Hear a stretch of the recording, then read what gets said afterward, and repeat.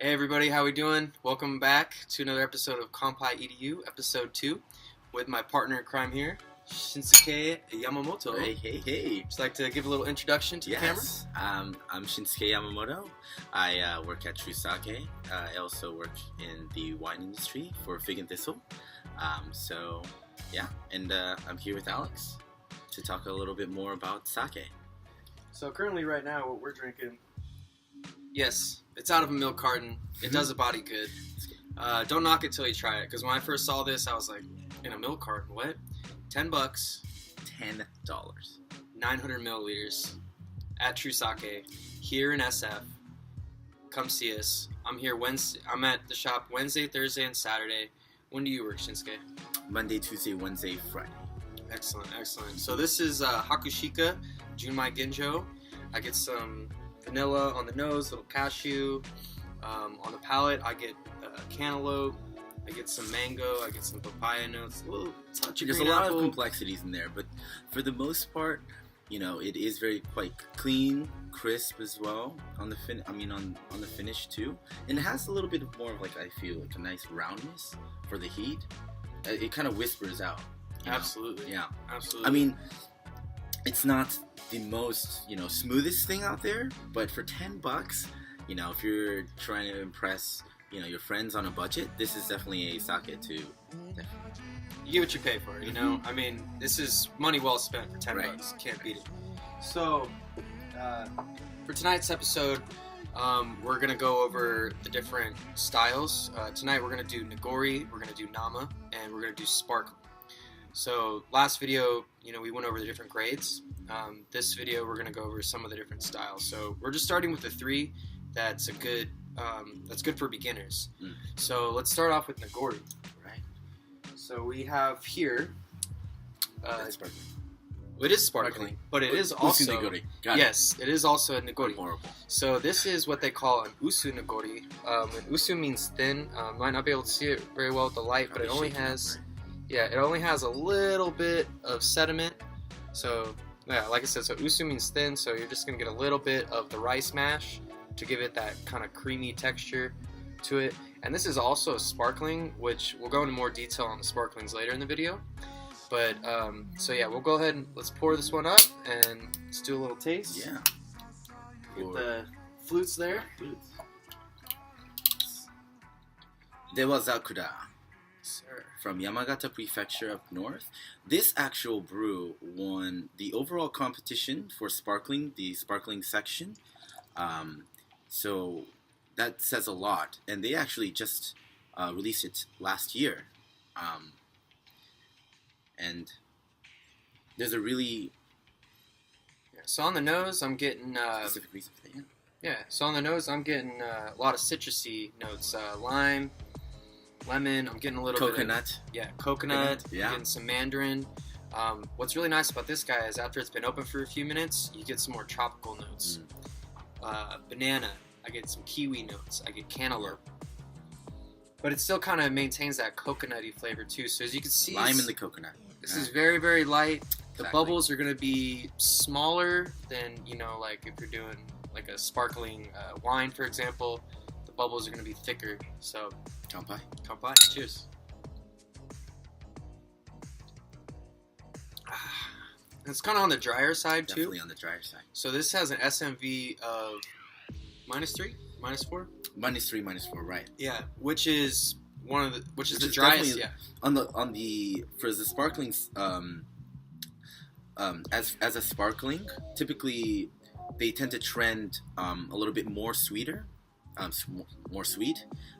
So as a sparkling, it's actually quite light as for sweetness, but it really shines in its dryness, hands down. Absolutely. And I think that's the reason for it being championed during the competition is because it's very uncharacteristic.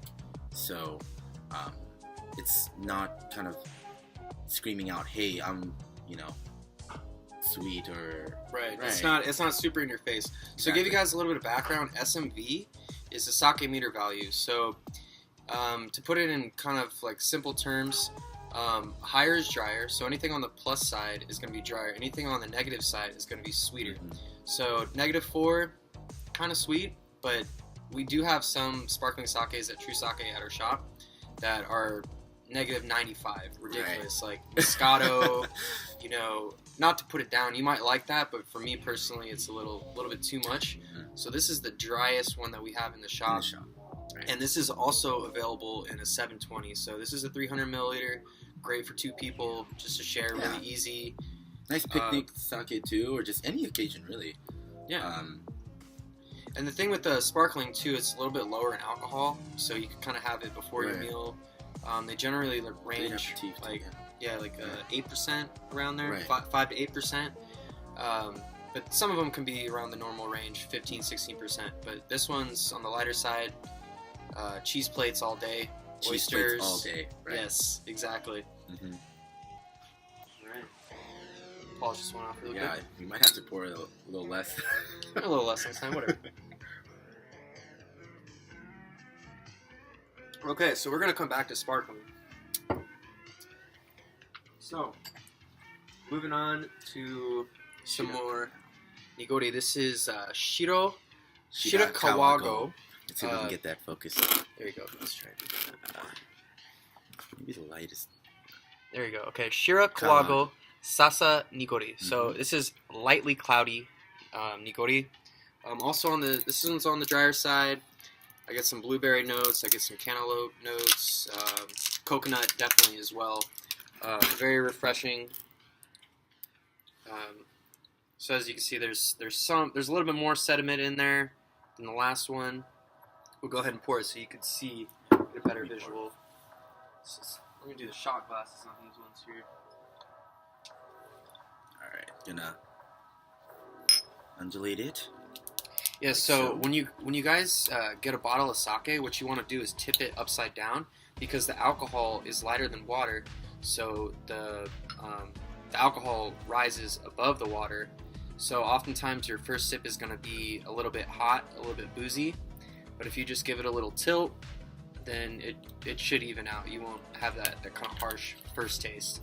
And it only gets better, the more glasses you have. So exactly.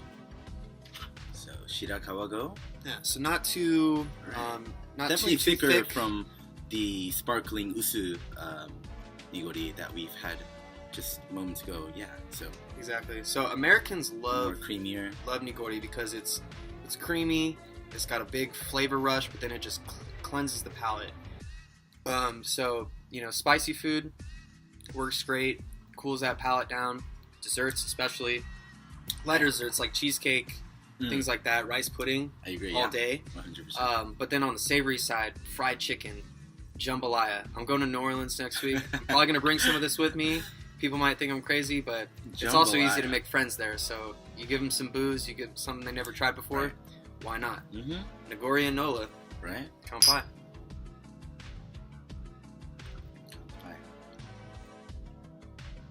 Yeah, so I'm getting a lot of blueberry. Blueberry for sure. Screams blueberry. Coconut. Yeah. Yeah. But dry as well. Nigoris are a textural experience for drinkers that like that full-bodied sake. This is definitely a category you definitely want to visit if you are. Jeez. Sorry about the lighting, guys. Yeah, it's pretty. We're trying to get this beautiful shot of San Francisco in the background. I know it's getting a little dark, but yeah, maybe the weather's so nice. During the summer, it's usually it's shitty, it's foggy. But come September, October, November, Indian summers. As you say. Indian summers. Yes, it's very, very nice. So we're trying to take advantage of being out here on the deck and enjoying the weather. So it's just absolutely gorgeous tonight. So we had to shoot outside. You can't see it now, but the sunset was just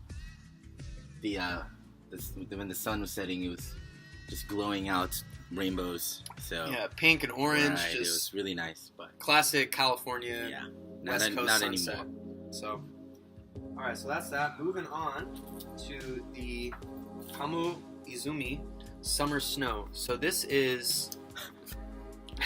We should get rid of the We might light. have to get rid of the light.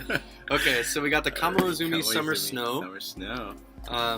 Might get a little decent shot there. There we go. I don't want to take the light away all the way.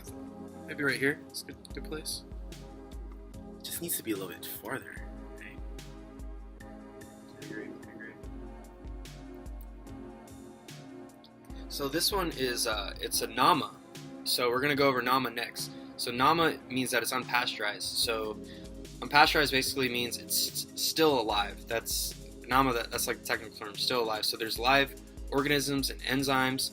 So this has to stay chilled. I mean, it's not too hot out here, so it's fine. You can keep it out for a day. And it is also a Genshu. So Genshu means that it's undiluted. So when they ferment it, usually what they do is they add some water to bring the alcohol content down, because it naturally, when it's fermenting, it naturally goes up to about 20%, 19-20%. 20, yeah. And they want to bring it down to about 15-16%. Right. This one's undiluted, and it sits at about 18%, so it packs a little bit more of a punch. For sure. And this one, you could clearly see, look at that sediment. Yeah. That's like a third of the bottle almost right there. So this one's going to be thick. You could almost eat this thing with a spoon. Right. And I think the thing that we also failed to tell you guys prior from the first Nigori that we've had, it's not unfiltered. When you see it on the menu, yes, it's always filtered.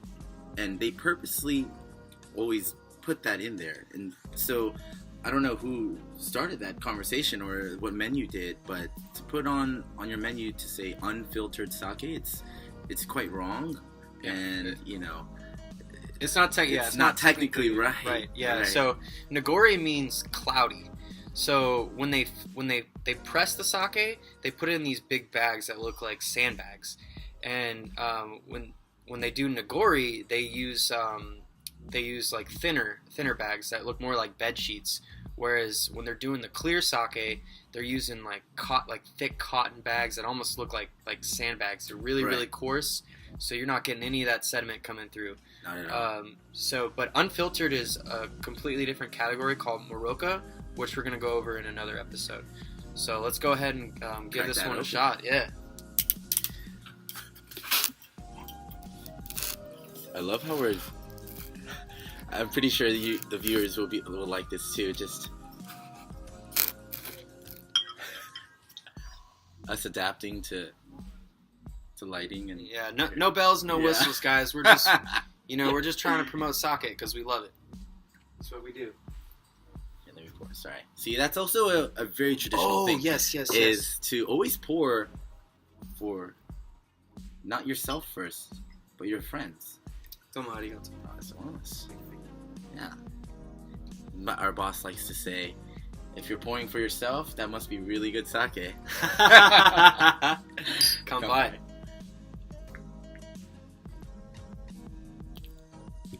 Like I said, this one's super thick. Very nutty. It is, yeah. Cashews for sure, yeah. Right, yeah. I got some cashew, I got some almond. And the funny thing is, like, I didn't get this the first time. I only got melon on the first round. So, sometimes you need to kind of go back and taste sake again, ones that you really like. To follow up, each batch is also quite different. That's true. Very different, That's right? True. You're not going to get these, like, specifically the same notes you'll get for each bottle. So, that being said, you're always going to have a different experience through every batch. So, Exactly, yeah. I could I worry about this sometimes too, because people come to my shop and they're like, oh, what does this one taste like? I'm like, oh, I get watermelon, I get honeydew all day. Right. But I tasted that bottle like 2 years ago, so it could be something completely different. So that's, in a way, it's like, okay, I got to go back and taste that so it's worked, but at the same time, that's what makes it fun. We're drinking sake, man. All day, right? Whatever, dude, we're having fun. Like I said, kanpai.